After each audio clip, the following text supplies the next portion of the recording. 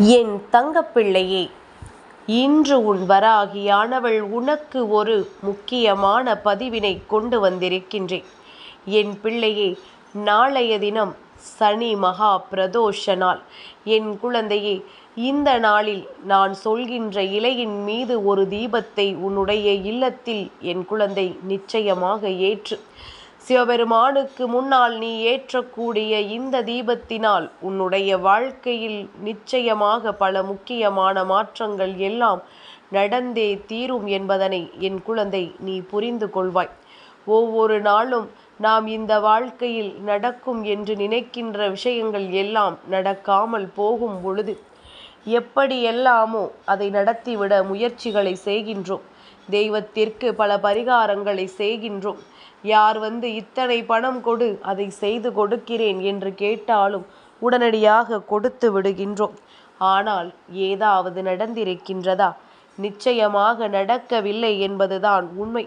என் குழந்தையே, நாளைய தினம் சனி மகா பிரதோஷ நாளில் நான் சொல்கின்ற இந்த இலையின் மீது நீ ஒரு தீபத்தை ஏற்றி வைத்து விட்டாயானால் நிச்சயமாக உனக்கு பல நன்மைகள் கிடைக்கும் என்பதில் எந்த ஒரு மாற்று கருத்தும் கிடையாது.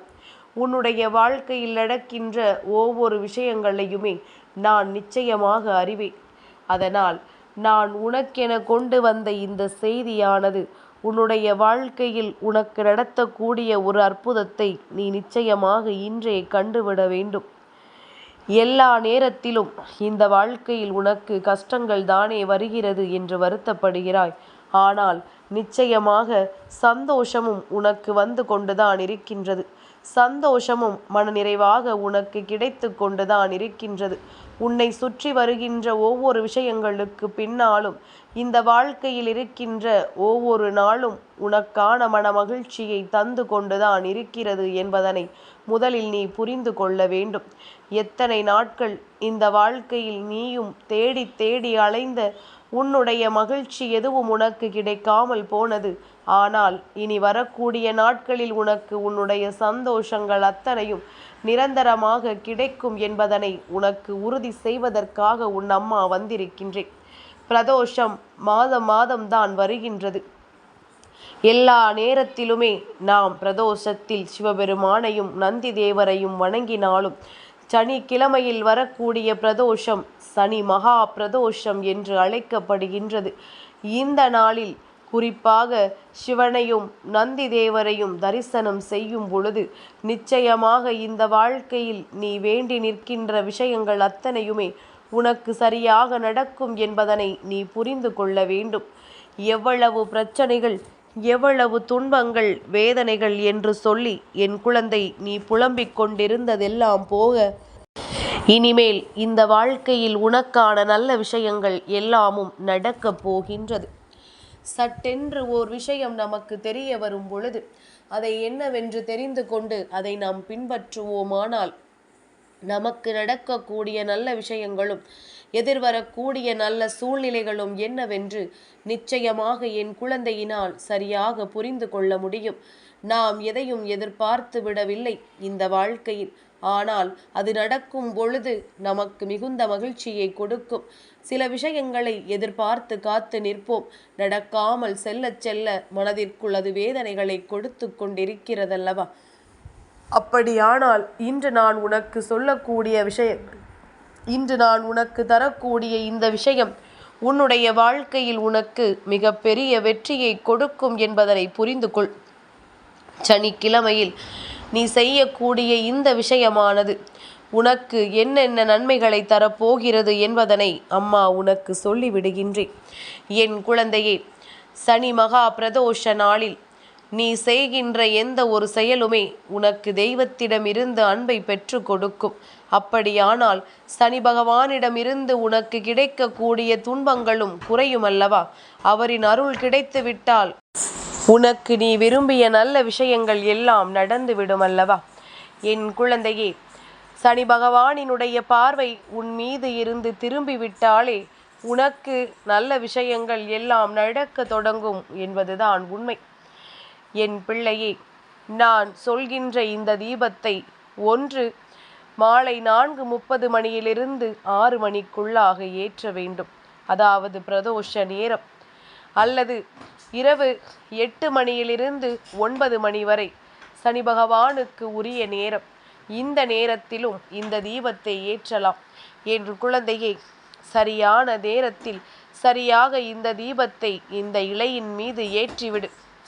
நிச்சயமாக உன்னுடைய வாழ்க்கையில் நடக்கக்கூடிய அற்புதங்களை எல்லாம் நீ விரைவாக உன் கண் முன்னால் கண்டு விடுவாய். அப்படி நான் சொல்கின்ற இந்த விஷயங்கள் ஒவ்வொன்றும் உனக்கு எத்தனை புரிதலை கொடுக்கப் போகிறது என்பதனை காணத்தானே உன் அம்மா நானும் நின்று கொண்டிருக்கின்றேன். என் குழந்தையே, இப்பொழுது உனக்கு நடக்கின்ற விஷயங்களை எல்லாம் நினைத்து நினைத்து வருத்தப்பட்டு கொண்டிருக்கின்றாய். ஆனால் இனி உன் வாழ்க்கையில் நடக்கக்கூடிய விஷயங்கள் எல்லாம் என்னவென்று நிச்சயமாக என் குழந்தை நீ தெரிந்து கொள்ள வேண்டும். என் பிள்ளையே, பிரதோஷ நாளில் சிவபெருமானுக்கு நீ தீபம் ஏற்ற வேண்டியதற்காக பயன்படுத்தக்கூடிய இலையானது அரச இலை. அரச இலை விநாயக பெருமானுக்கு உரிய இலை அல்லவா? அதை எப்படி சிவபெருமானுக்கு ஏற்ற முடியும் என்று நீ கேட்கலாம். என் குழந்தையே, அரச மரத்தின் மேல் பகுதியில் சிவபெருமான் வாசம் செய்கிறார் என்பதனை மறந்து விடாதே. என் பிள்ளையே, விநாயக பெருமானுக்கும் சிவபெருமானுக்கும் உகந்ததாக இப்பொழுது இந்த அரச மரம் மாறிவிட்டது என்பது புரிகின்றதா? அதனால் இந்த அரச இலைதான் இப்பொழுது உனக்கு தீபம் ஏற்ற தேவைப்படுகின்ற இலை. இதற்கு மேலாக ஓர் விஷயத்தை நீ பூசிவிட வேண்டும். இந்த பொருளை பூசிவிட்ட பிறகுதான் அதன் மீது நீ மண்ணாலான அகல் விளக்கை வைக்க வேண்டும். வேறு எந்த விளக்கையும் வைத்து தீபம் ஏற்றக்கூடாது. அப்படியானால் இந்த வாழ்க்கையில் உனக்கு நடக்கவிருக்கின்ற ஒவ்வொரு நல்ல விஷயங்களையும் என்னவென்று நீ உணர். இதை செய்வதனால் உனக்கு என்ன நடக்கப் போகிறது என்பதனை நிச்சயமாக என் குழந்தை நீ தெரிந்து கொள்ள வேண்டும். என் தங்கமே, நீ ஒவ்வொரு நாளும் உன்னுடைய வாழ்க்கையில் உனக்கு என்று நல்ல நேரம் பிறக்கும், எப்பொழுது நல்லது நடக்கும் என்று ஏங்கிக் கொண்டிருக்கின்றாயல்லவா? உன்னுடைய ஏக்கங்கள் எல்லாம் தீரப்போகின்ற தருணம் வந்து விட்டது. உன்னுடைய ஏக்கங்கள் எல்லாம் தீர்ந்து உனக்கான நல்லது எல்லாம் கொஞ்சம் கொஞ்சமாக நடக்க தொடங்க போகின்றது. இப்பொழுது நான் சொல்லப் போகின்ற விஷயங்களை முழுமையாக கேட்டு நிச்சயமாக என் குழந்தை நாளைய தினம் செய்துவிடு. என் குழந்தை, ஒரு அரச மரத்தினுடைய இலை நன்றாக சுத்தம் செய்து அதனை எடுத்து வைத்துக்கொள். இந்த இலையின் மீது மஞ்சள் பூசிவிட வேண்டும். ஒரு மண்ணாலான அகல் விளக்கை நன்றாக சுத்தம் செய்து அதன் மீது 3 பக்கங்களிலும் மஞ்சள் குங்குமம் வைத்து அதில் நெய் அல்லது நல்லெண்ணெய் அல்லது தீபம் ஏற்றக்கூடிய எண்ணெய், ஏதாவது ஒரு எண்ணெயை ஊற்றி நீ தீபம் ஏற்றிவை. என் குழந்தையே, பிரதோஷ நேரத்தில் செய்யும் பொழுது நிச்சயமாக சிவபெருமானின் அருளும் நந்தி தேவரினுடைய அருளும் உனக்கு கிடைத்துவிடும். அவர்களை மனதார நினைத்து கொண்டு நீ நினைத்தது எல்லாம் உன் வாழ்க்கையில் நடக்க வேண்டும் என்று எண்ணிக்கொண்டு நீ ஒவ்வொரு விஷயங்களையும் சரியாக செய்து கொண்டிரு. நிச்சயமாக உனக்கு நல்லது நடந்தே தீரும். நீ எதிர்பார்க்கின்ற ஒவ்வொரு நன்மைகளும் நிச்சயமாக இந்த வாழ்க்கையில் உனக்கு கிடைத்தே தீரும் என்பதனை நீ புரிந்து கொள்வாய். எப்பொழுதும் போல உனக்கு இந்த வாழ்க்கையில் என்னவெல்லாம் நடக்கிறது, ஏது நடக்கிறது என்ற கவலைகள் எல்லாம் வேண்டாம். தெய்வத்தின் அருள் ஒன்று கிடைத்து விட்டால் போதும். வேறென்ன இந்த வாழ்க்கையில் நமக்கு தேவைப்பட போகிறது என்பதனை நீ புரிந்து கொண்டாலே போதும். இது உன்னை நிச்சயமாக நல்லபடியாக வாழ வைக்கும் என்பதனை என் குழந்தை நீ புரிந்து கொண்டாயானால் உனக்கு வரவிருக்கின்ற துன்பங்கள் கூட உன்னை விட்டு விலகிச் செல்லும் என்பதனை நீ புரிந்து கொண்டால் போதும். என் குழந்தையே, ஒவ்வொரு நாளுமே உனக்கு இந்த வாழ்க்கை கொடுத்திருப்பதை எல்லாம் நினைத்து நினைத்து நீ மனமகிழ்ச்சி அடையக்கூடிய அளவிற்கு உனக்கு பல நன்மைகள் நடக்கும். சரி, இந்த இலையில் இந்த தீபத்தை ஏற்றுவதனால் என்ன பலன்? என் தங்கமே, உன்னுடைய வாழ்க்கையில் இருக்கின்ற உன்னுடைய கர்ம பலன்கள் எல்லாம் குறைந்துவிடும். உனக்கு புண்ணிய பலன்கள் ஆரம்பிக்க தொடங்கிவிடும்.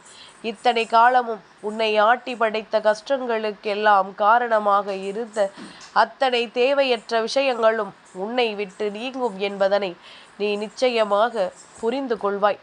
ஒவ்வொரு விஷயங்களும் செய்யும் பொழுது, அது நடக்கும் பொழுது எதனால் நடக்கிறது என்பதனை நிச்சயமாக உன்னால் என்னவென்று தெரிந்து கொள்ள முடியும். இதை செய்து உன் கர்ம பலன்களை குறைத்து உன்னுடைய வாழ்க்கையில் பல நல்ல விஷயங்களை அடைவதற்கு நீ தயாராக இருந்துவிடு. எல்லாமும் உனக்கு நல்லதாகவே நடக்கும். எல்லா விஷயங்களுக்கும் நீ உன்னை தயார்படுத்திக்கொள். என்றுமே நீ நினைத்தது போல உனக்கு வாழ்க்கை சந்தோஷத்தை கொடுக்கவில்லை என்று சொன்ன என் பிள்ளை, சிவபெருமானினுடைய அருளையும் விநாயக பெருமானினுடைய அருளையும் சனி பகவானினுடைய அருளையும் ஒரே நாளில் பெற்றுக்கொள்வதற்குரிய அத்தனை வாய்ப்புகளையும் என் மூலமாக நீ கேட்டுக்கொண்டிருக்கின்றாய். அப்படியானால் அதை செய்வதற்கு ஒரு நொடி பொழுதும் நீ மறந்து விடாதே. நாளைய தினத்தில் என் பிள்ளை, நீ உனக்கான இந்த வேண்டுதலில் இவர் முன்னால் தீபத்தை ஏற்றுகின்ற பொழுது ஈசனிடத்தில் உனக்கு என்ன வேண்டும் என்பதனை தெளிவாக எடுத்துச் சொல். உன் வாழ்க்கையில் என்ன நடக்கிறது என்பதனை நீ தெளிவாக எடுத்துச் சொல்லிவிடு. நிச்சயமாக உனக்கு அவரால் மிக பெரிய நல்லது நடக்கப் போகிறது என்பதனை நீ புரிந்து கொண்டாலே போதும். என் குழந்தையே, பிரதோஷ நாட்களில் இந்த தீபத்தை ஏற்றி உனக்கான நல்ல பலன்களை நீ பெற்றுக்கொள்ள வேண்டும் என்று நான் மீண்டும் மீண்டும் அழுத்திச் சொல்வதற்கு என்ன காரணம் தெரியுமா? என் குழந்தைக்கு ஒரு விஷயம் நீண்ட காலமாக தடைப்பட்டு நிற்கின்றது. அது மீண்டும் நடக்க வேண்டும். மீண்டும் அந்த விஷயம் நடக்க தொடங்க வேண்டும். அதற்காகத்தான் அம்மா உன்னிடத்தில் இதையெல்லாம் சொல்லிக் கொண்டிருக்கிறேன் என்பதனை நீ புரிந்து கொண்டால் போதும். இத்தனை காலமும் இந்த வாழ்க்கையில் உனக்கென நான் கொடுத்திருக்கின்ற ஒவ்வொரு விஷயங்களுமே ஏதாவது ஒரு வகையில் உனக்கான நன்மைகளை உன் கைகளில் வந்து சேர்க்கிறது என்பதனை நீ நிச்சயமாக புரிந்து கொள்ள வேண்டும். என் குழந்தையே, இந்த வாழ்க்கையில் நமக்கென நடப்பது எல்லாம் நன்மைக்குத்தான் என்பதனை உணர்கின்ற தருணம் உனக்கு வந்துவிட்டது. சிவபெருமானின் அருளை பெறக்கூடிய நாள் உன் வாழ்க்கையில் வந்துவிட்டது. சிவனின் அன்போடும் அருளோடும் என் குழந்தை, நந்தி தேவரினுடைய ஆசிகளோடும் நிச்சயமாக நினைத்தது எல்லாம் நிறைவேறக்கூடிய நாள் உனக்கு வந்துவிட்டது என்றுதான் உன் அம்மா ஆணித்தரமாக சொல்கின்றேன். எல்லோருக்கும் எல்லா விஷயங்களும் தெரிந்திருக்க வேண்டும் என்ற அவசியம் கிடையாது. இதற்காகத்தான் இதை வணங்குகிறோம் என்று தெரிந்திருக்காது. ஆனால் சிவனை இன்று வணங்க வேண்டும், அதுவும் மனதார உள்ளன்போடு வணங்க வேண்டும் என்று தெரிந்திருக்கும். அப்பேற்பட்டவர்களுக்குத்தான் சிவபெருமான் சட்டென்று தன் வேண்டுதல்களை நிறைவேற்றி கொடுத்து விடுவார். ஏனென்றால் கள்ளம் கபடம் இல்லாத அன்பை மட்டுமே சிவனிடம் எதிர்பார்க்கின்றவர்களுக்கு அவரிடத்திலிருந்து நிச்சயமாக அவர்கள் வேண்டியது எல்லாம் உடனடியாக கிடைக்கும் என்பதனை மறந்துவிடக் கூடாது. நினைத்த விஷயங்களை எல்லாம் இந்த வாழ்க்கை சர்வ நிச்சயமாக கொடுக்கும் என்பது ஒருவருக்கு புரிய வேண்டும். அப்படி புரிந்துவிட்டது என்றால் எதிர்பாராத நன்மைகள் எல்லாம் விரைவாகவே நடந்துவிடும். அவரவர் வாழ்க்கையில் எதிர்நோக்குகின்ற விஷயங்களும் கூட நல்ல முடிவை அவர்களுக்கு கொடுக்கும் என்பதனை புரிந்து கொண்டாலே போதும்.